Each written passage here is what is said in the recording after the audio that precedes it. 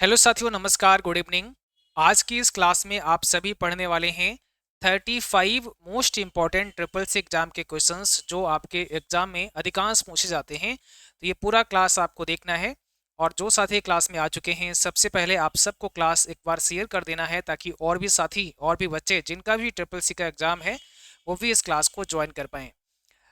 इस सीरीज का एक क्लास नंबर 23 है। इससे पहले हमने 22 क्लास आपको करवा दिए हैं इस सीरीज में। अगर आपने वो नहीं देखे हैं उन्हें अवश्य देखिएगा। और आपको पता है कि आपके जो एग्ज़ाम है वो 8 मई से स्टार्ट हो रहे हैं। तो आप सभी के पास समय अब बहुत ज़्यादा तो नहीं है क्योंकि आज 4 मई हो गया है और 8 मई से आपके एग्ज़ाम स्टार्ट हैं। कल परसों तक आप सबके एडमिट कार्ड भी इश्यू कर दिए जाएंगे। तो उसके बाद ही कंफर्म होगा कि आपका 8 तारीख को होगा कि 9 तारीख को होगा कि 10 तारीख को होगा। बट 8 से स्टार्ट है, ठीक है। और इससे पहले भी हमने बहुत सारे क्लासेस आपको करवाए हैं, उस सबको आपको देखना है। एक हमने ट्रिपल सी क्रैश कोर्स नाम की सीरीज चलाई थी जिसमें चैप्टर वाइज सब कुछ पढ़ाया था।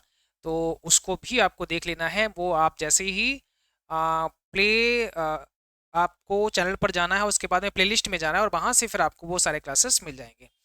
चलिए शुरू करते हैं। बट इस क्लास को स्टार्ट करने से पहले आप सबको कंप्लीट बैच के बारे में बता दूं। जो ट्रिपल सी मई 2026 का बैच है, आप इस बैच को ले सकते हैं जिनका मई में एग्जाम है। और ये बैच आपको 349 का मिल जाएगा। आपके लिए कूपन कोड यहाँ दिया हुआ है देव10। आपको बस ये वाला कूपन यूज करना है तो यहाँ पर भी आपको डिस्काउंट मिल जाएगा। साथ ही साथ जून एग्जाम के लिए बैच है और इसमें भी आपको वही कूपन लगाना है देव10। आप जैसे ही देव10 यूज करेंगे तो यहाँ पर भी डिस्काउंट आपको मिल जाएगा। अभी जो लेटेस्ट बैच लॉन्च हुआ है ये आपका 2 मई को लॉन्च हुआ है और इसमें क्लासेस आपको 12 मई से मिलना शुरू हो जाएंगे। तो आप इस बैच को ज्वाइन करें। इसमें भी आपको कूपन कोड कौन सा लगाना है, देव10 यूज करना है, तो ये भी आपको डिस्काउंट के साथ में मिल जाएगा। बहुत शानदार बैच है, इसमें सब कुछ हम आपको पढ़ाएंगे। इसमें आपको थ्योरी क्लास भी करवाए जाएंगे, इसमें आपको ऑब्जेक्टिव क्वेश्चन की क्लास भी करवाई जाएगी। साथ ही साथ यहाँ 2 फ्री ई बुक भी हम आपको प्रोवाइड करेंगे। तो आपको इस ऐप पर जाना है, यहाँ पेड कोर्स पे क्लिक करके आप इस वाले बैच को एनरोल कर सकते हैं। ठीक है भाई, चलिए। और दूसरा, जो हमने आप सबके लिए सर्टिफिकेशन कोर्स लॉन्च किए थे जो कि एक टैली प्राइम का था और एक आपका MS वर्ड का था। तो इस बैच को तो आप मात्र 11 रुपये में ले सकते हैं। ये 11 रुपये का बैच मिल जाएगा। क्या आपको लगाना है, RMPV 11 लगाना है तो 11 रुपये का रह जाएगा। इसमें RMPV 199 यूज करना है तो ये 199 का हो जाएगा। और इसके लिए रजिस्ट्रेशन अभी हो रहे हैं, लास्ट डेट 31 मई है। तो आपको student.rmpvcet यहाँ वेबसाइट दिया हुआ है, आपको विजिट करना है student.rmpvcetindia.com। यहाँ जाने के बाद आप जिस कोर्स को ज्वाइन किए हैं उस कोर्स में रजिस्ट्रेशन आपको करना है सर्टिफिकेशन के लिए। अगर आप देखेंगे MS वर्ड में तो इसकी रजिस्ट्रेशन फीस मात्र 100 रुपये है और टैली देखेंगे तो इसकी मात्र 500 रुपये रजिस्ट्रेशन फीस है जो आपको पे करनी है। इसका अगर फॉर्म अभी भर देंगे तो आपका एग्जाम अगस्त में हो जाएगा और MS वर्ड का फॉर्म भर देंगे तो आपका एग्जाम जून 2026 में हो जाएगा। ठीक है, जिन बच्चों ने पहले फॉर्म भर दिए हैं उनके एग्जाम इसी महीने लास्ट वीक में कराए जाएंगे। चलिए भाई शुरू करते हैं आज के सेशन को। आज का सबसे पहला सवाल क्या है कि which memory is volatile in nature. आपको ये बताना है कि कौन सी मेमोरी ऐसी है जो वोलेटाइल है। कौन सी मेमोरी, किस प्रकार की मेमोरी वोलेटाइल होती है, ये आपको बताना है। क्या होगा? वोलेटाइल और नॉन वोलेटाइल, ये दो टर्म आपसे बहुत पूछे जाएंगे आपके एग्जाम में। तो सिंपल सी बात समझो, वोलेटाइल शब्द जब भी आ जाए तो आप इसको क्या समझोगे? अस्थाई समझोगे। वोलेटाइल जब भी आ जाए तो आप इसको समझोगे टेम्परेरी, अस्थाई। ठीक है, ये बात आपको याद रखना है। तो ऐसी मेमोरी ढूंढना है जो टेम्परेरी हो, जो अस्थाई हो, मतलब जिसमें डेटा परमानेंट सेव ना किया जा सके। तो वो है आपका यहाँ पर ऑप्शन बी, रैम। रैम का मतलब होता है रैंडम एक्सेस मेमोरी। ये डेटा को परमानेंट सेव नहीं करती है। जब तक हमारा कंप्यूटर प्रोसेस कर रहा होता है तो वो डेटा हमारा रैम के अंदर होता है। बट जैसे ही हम उस डेटा को सेव कर लेते हैं कहीं पर स्थायी रूप से, तो फिर वो आपका डेटा कहाँ चला जाएगा? या तो आपके कंप्यूटर की हार्ड डिस्क में चला जाएगा, SSD में चला जाएगा, पेन ड्राइव में, ऐसे आप कहीं पर भी परमानेंट स्टोरेज में रख सकते हैं। तो वोलेटाइल का मतलब होता है अस्थाई, अस्थिर या टेम्परेरी, जो कि रैम है। अगला सवाल का जवाब दो। कह रहा है कि which protocol is used to transfer web page. Web page transfer के लिए कौन सा प्रोटोकॉल यूज होता है? कौन सा प्रोटोकॉल यूज होता है? सही जवाब आप सबको कमेंट सेक्शन में भेजना है। ठीक है, अब यहाँ थोड़ा सा इसकी भाषा को चेंज किया है। पूछने का ढंग थोड़ा बदला है कि वेब पेज ट्रांसफर करने के लिए कौन सा प्रोटोकॉल यूज होता है। तो देखिए, किसी भी वेबसाइट पर जब विजिट करते हैं, कोई भी वेब पेज जब ओपन होता है, आप किसी भी वेब पेज को ओपन कर पाते हैं किसकी मदद से? HTTP की हेल्प से। तो यहाँ पर आपका सही जवाब हो जाएगा HTTP। अब ये भी आपका दो प्रकार का होता है, एक सिक्योर होता है, एक नॉन सिक्योर होता है। मतलब एक में आपने देखा होगा एस लगा होता है और एक में एस नहीं लगा होता है। तो जहां एस लग जाएगा वो सिक्योर माना जाएगा। ठीक है। अब हो सकता है कि इसका फुल फॉर्म भी आपसे एग्जाम में पूछा जाए, तो हाइपर टेक्स्ट ट्रांसफर प्रोटोकॉल इसको बोलते हैं। ये सिक्योर होता है, इसमें SSL की सिक्योरिटी होती है, जिसे सिक्योर सॉकेट लेयर के नाम से भी जानते हैं। तो ये सारी बातें अगर आप जान जाओगे, जितना पढ़ा रहे हैं सब अच्छे से पढ़ लोगे, तो पेपर आपके लिए बहुत आसान बन जाएगा। आप आराम से इजली अच्छा स्कोर करके आओगे अपने एग्जाम में। थर्ड क्वेश्चन का जवाब दो। और अभी तक जो बच्चे क्लास में हैं, प्रेजेंट हैं, सबसे पहले तो क्लास को लाइक कर देना है, सारे बच्चों को क्लास को शेयर कर देना है, और अगर आप नए हैं तो सब्सक्राइब करके बेल आइकन अवश्य दबा लीजिएगा, ताकि आपको जब भी हम क्लास करवाएं उसके नोटिफिकेशंस आपके पास में आते रहें। ठीक है, चलिएगा। अब यहां पर इसका मतलब होता है arithmetic logic unit. Arithmetic logic unit होता है, अर्थमेटिक एंड लॉजिक यूनिट होता है। तो यहाँ पर देखिए दो टर्म एक जैसे हो गए हैं। अर्थमेटिक लॉजिक यूनिट आपका ऑप्शन पहला वाला ही सही है, अर्थमेटिक लॉजिक। ठीक है, यहाँ एंड लगा दिया है, बट चीज एक ही है, कोई बात नहीं, आप पहले वाले पर ही टिक करो, फर्स्ट वाले पे ही आपको क्या करना है? टिक करना है।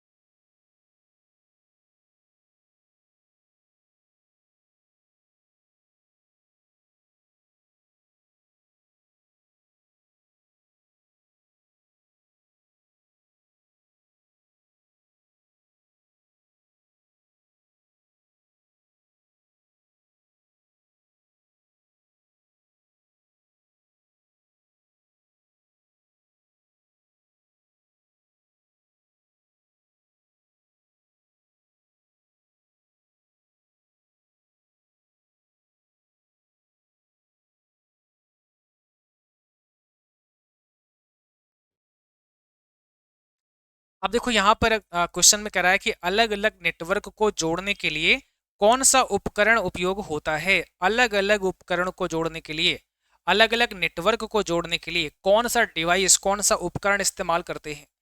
ठीक है, तो इसमें जवाब क्या होगा आपका? कौन सा इसमें करेक्ट आंसर होगा? अलग अलग नेटवर्क को जोड़ने के लिए किसका यूज किया जाता है, किस डिवाइस का यूज किया जाता है, ये आपको बताना है। जल्दी से जवाब करो सारे बच्चे, कमेंट सेक्शन में बताओ क्या होगा इसमें राइट आंसर आपका। तो यहाँ पर सही जवाब हो जाएगा ऑप्शन नंबर सी, राउटर का यूज करते हैं। किसका यूज करते हैं? राउटर का यूज करते हैं। तो करेक्ट आंसर आपका होगा राउटर। क्वेश्चन नंबर फिफ्थ कह रहा है कि वेब पेज को रिफ्रेश करने की शॉर्टकट कुंजी क्या होती है? आप किसी भी वेब पेज को कैसे रिफ्रेश कर सकते हो? कैसे आप किसी भी वेब पेज को रिफ्रेश कर सकते हो, इसका जवाब दो। ठीक है, आपको क्या करना है? वेब पेज को रिफ्रेश करना है, तो कैसे किया जा सकता है? अगर आपसे पूछा जाए कि भाई वेब पेज को कैसे रिफ्रेश किया जा सकता है, तो राइट आंसर होगा ऑप्शन सी, F5। क्या यूज करना है शॉर्टकट की? F5 से हम क्या कर सकते हैं? रिफ्रेश कर सकते हैं। अगला सवाल है, दशमलव 10 का वाइनरी रूप क्या है? दशमलव 10 का वाइनरी रूप आपको बताना है। हालांकि इस टाइप के सवाल बहुत कम आएंगे, मतलब आते ही नहीं हैं, बट एक दो हमने यहाँ पे ऐड कर दिए हैं, कोई बात नहीं। इस टाइप के सवाल पूछे ही नहीं जाएंगे आपसे। ठीक है, कन्वर्जन आपसे नहीं पूछते हैं, बट फिर भी अगर हम 10 का बाइनरी रूप देखें तो क्या होगा? यहाँ पर 1010 हो जाएगा। मतलब इसका जो बाइनरी होगा वो क्या होगा? 1010 होगा। ऑप्शन नंबर आपका क्या हो जाएगा? बी करेक्ट हो जाएगा। अगला सवाल है, सबसे तेज मेमोरी कौन सी होती है? सबसे फास्ट मेमोरी अगर आप देखें इसमें से कौन सी होती है? सबसे फास्ट मेमोरी आपकी यहाँ पर कौन सी हो जाएगी? सबसे फास्ट, सबसे तेज मेमोरी कौन सी होती है? क्या होगा इसमें आपका राइट आंसर? कौन सा सही जवाब होगा? जल्दी से कमेंट सेक्शन में आपको आंसर करना है।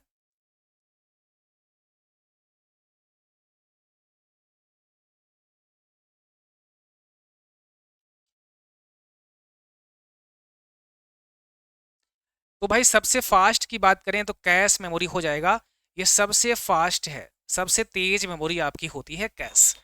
अगला सवाल है URL क्या होता है, इसका फुल फॉर्म क्या है? URL से आप क्या समझते हैं? URL से आप क्या समझते हैं?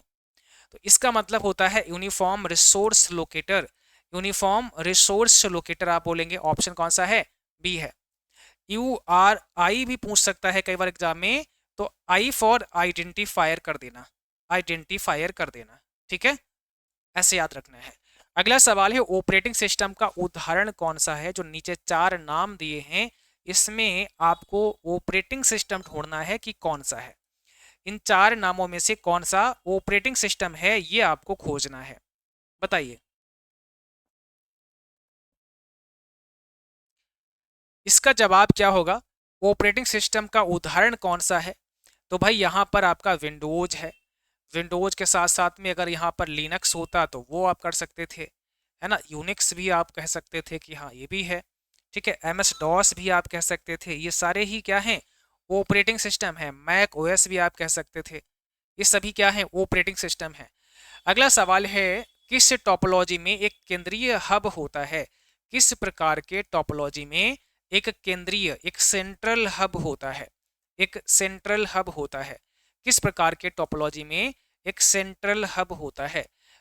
वस में होता है, रिंग में होता है, स्टार में होता है, मेस में होता है, किस में एक सेंट्रल हब होता है? तो आप लिखेंगे sir star topology. Right answer कौन सा है? स्टार टोपोलॉजी आपका राइट आंसर हो जाएगा, ठीक है। अगला सवाल है CPU का क्या मतलब होता है? CPU का क्या फुल फॉर्म होता है?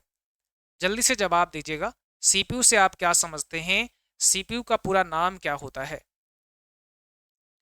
तो आप सब जानते हैं CPU का मतलब होता है सेंट्रल प्रोसेसिंग यूनिट।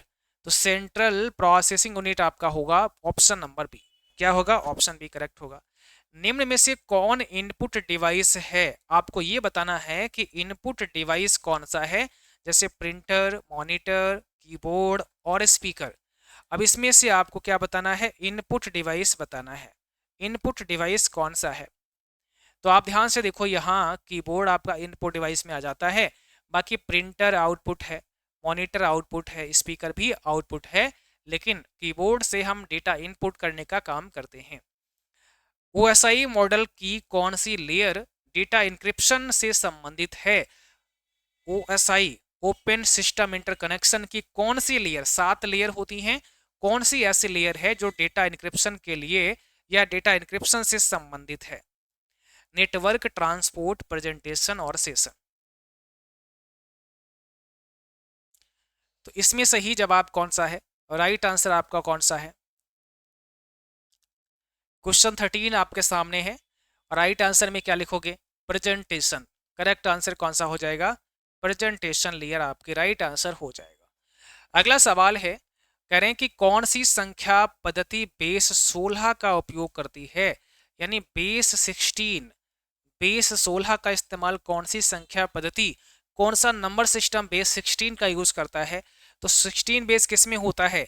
हेक्साडेसिमल में होता है। 0 से 9 और A से F तक के इसमें लेटर होते हैं, कुल मिलाकर के 16 डिजिट का ये नंबर होता है, इसको बोलते हैं बेस 16। तो राइट आंसर आपका डी है। अगला सवाल है और इसमें कह रहे हैं कि MS वर्ड 2010 की डिफ़ॉल्ट फाइल एक्सटेंशन क्या होती है? MS वर्ड में अगर आपने कोई काम किया और वो MS वर्ड आपका 2010 वाला है, फॉर एग्जांपल 2010 वर्जन का है, तो इसमें जब आप कोई फाइल सेव करोगे उसकी डिफ़ॉल्ट लोकेशन क्या रहेगी? सॉरी, डिफ़ॉल्ट लोकेशन नहीं, उसका एक्सटेंशन क्या रहेगा? मतलब आपने इस फाइल को सेव किया तो उसके साथ में एक्सटेंशन क्या जोड़ेगा? तो DOCX जुड़ जाएगा।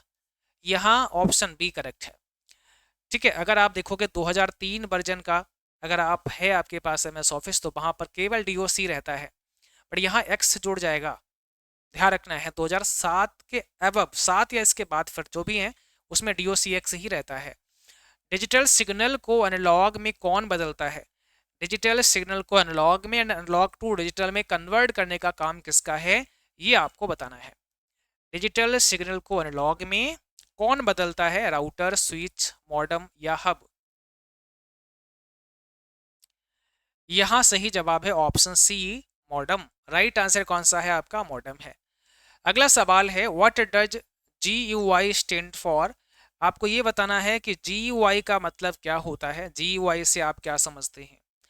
ग्राफिकल यूजर इंटरफेस, या GUI का मतलब होता है ग्राफिकल यूजर इंटरफेस। याद रखना है, ऑप्शन यहाँ पर पहला हो जाएगा ग्राफिकल यूजर इंटरफेस। डबल हो गया यहाँ पे लगता है, ग्राफिकल यूजर इंटरफेस यहाँ भी है और यहाँ पर भी है। ठीक है, तो कोई बात नहीं, आपका ऑप्शन पहला ही सही है, हम इसको हटा ही देते हैं। बस याद ये रखना है, ऑप्शन से मतलब नहीं होता है, मतलब है कि क्या सही है। तो ग्राफिकल यूजर इंटरफेस आपका राइट आंसर हो जाएगा।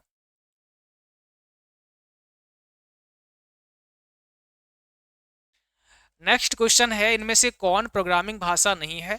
आपको ये बताना है कि इसमें से कौन सा प्रोग्रामिंग भाषा नहीं है, कौन सा एक प्रोग्रामिंग लैंग्वेज नहीं है, कौन सा एक प्रोग्रामिंग भाषा नहीं है।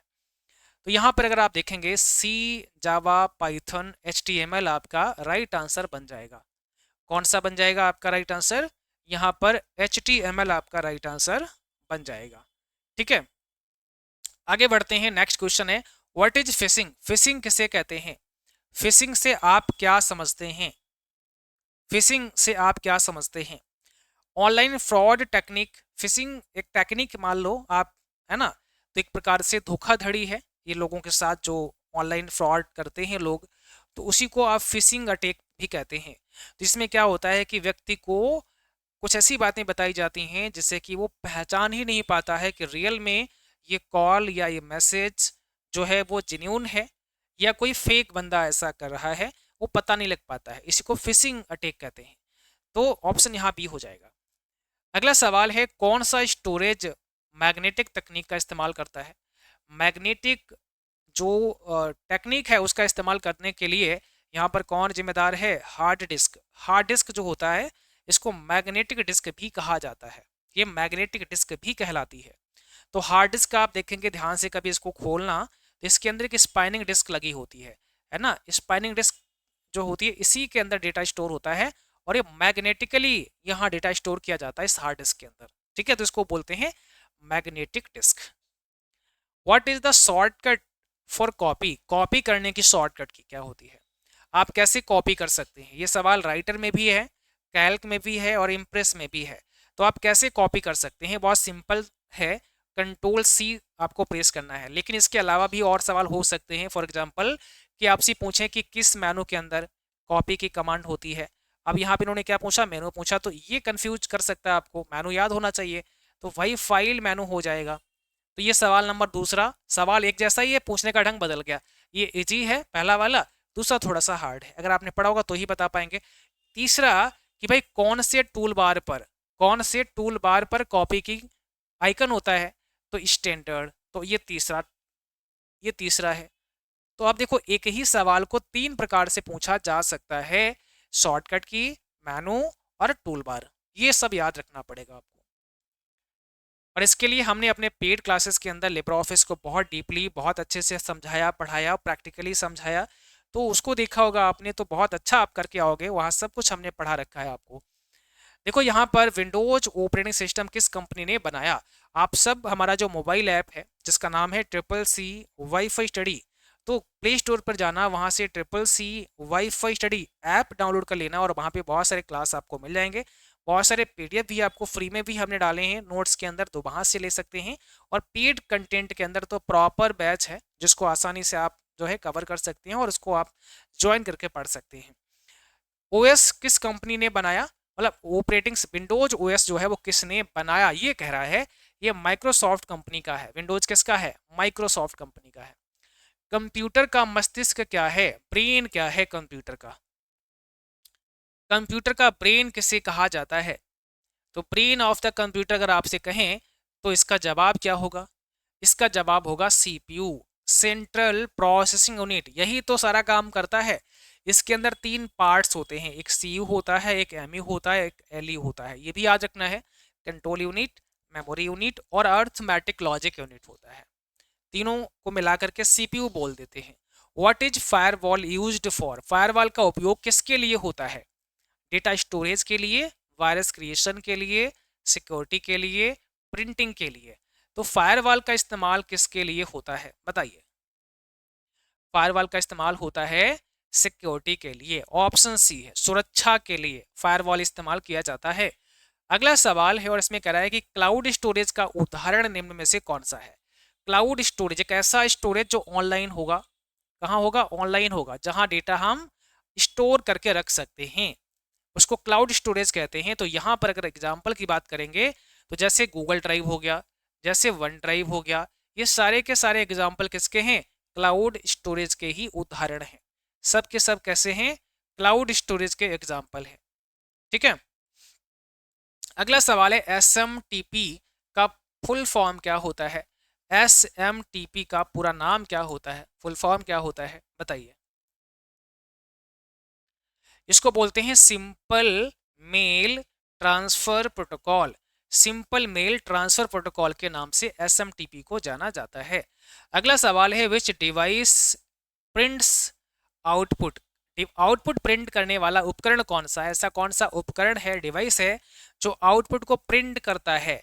तो भाई प्रिंटर ही होगा, सिंपल सी बात है। आउटपुट जो मिला है उसको प्रिंट कर दे, प्रिंट की फॉर्म में, हार्ड कॉपी की फॉर्म में आपको दे दे, वो प्रिंटर होगा। यहाँ पर राइट आंसर फिर आपका प्रिंटर हो जाएगा। दूसरा प्लॉटर हो सकता है। क्या हो सकता है? प्लॉटर भी हो सकता है ऑप्शन में अगर होगा तो। What is cyber security? आपको बताना है कि साइबर सिक्योरिटी क्या होती है, साइबर सुरक्षा क्या होती है। Hacking, protection of internet systems, networking, programming. तो इंटरनेट सिस्टम्स को क्या करना? प्रोटेक्ट करना ही साइबर सुरक्षा है।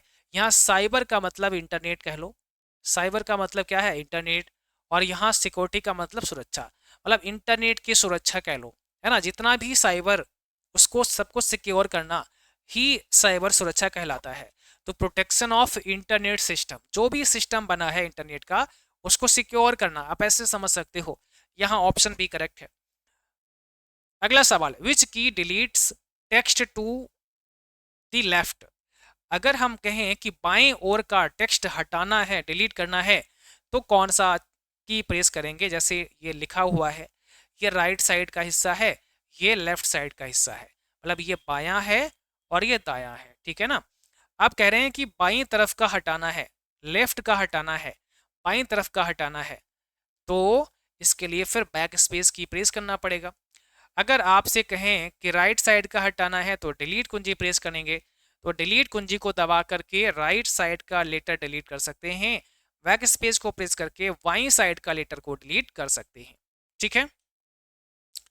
प्रोसेसर की गति की इकाई क्या है? प्रोसेसर की गति की इकाई क्या है?